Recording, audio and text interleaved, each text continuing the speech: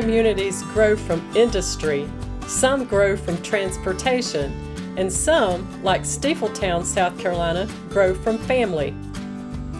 Stiefeltown began with one man, Franklin Napoleon Stiefel, the original settler whose name the community still carries.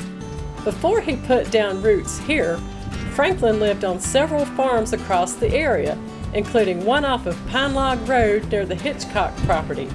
But eventually, he settled in this valley and established what would become Stiefeltown.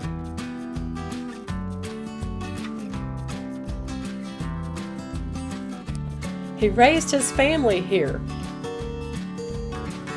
He worked the land.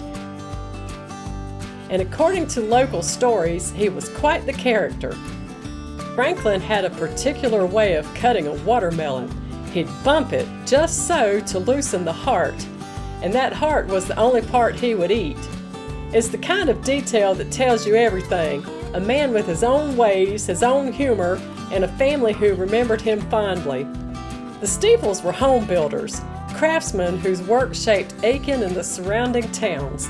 Franklin and his sons built big houses, many of which were still standing in 1978 when the story was recorded.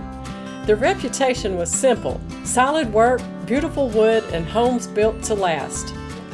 Franklin also ran a custom cabinet shop, creating prized pieces like fireplace mantels, the kind of woodwork that becomes the centerpiece of a home. Harry Stiefel, Franklin's grandson, lived with his wife in the small blue cottage that once served as the workshop for the big house. Harry was born and raised on the same property his grandfather settled. Few families can say that.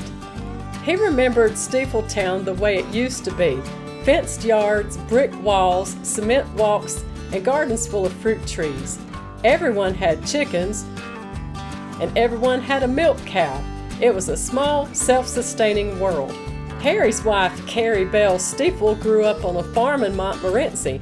She always loved flowers, and once she had her own garden, she brought her homegrown flowers to church every Sunday for 10 years. It was her joy, her offering, and her way of adding beauty to the community. Stiefeltown wasn't a large place. It wasn't a bustling mill village or a transportation hub. It was a family settlement, a cluster of homes, workshops, gardens, and stories passed down through generations.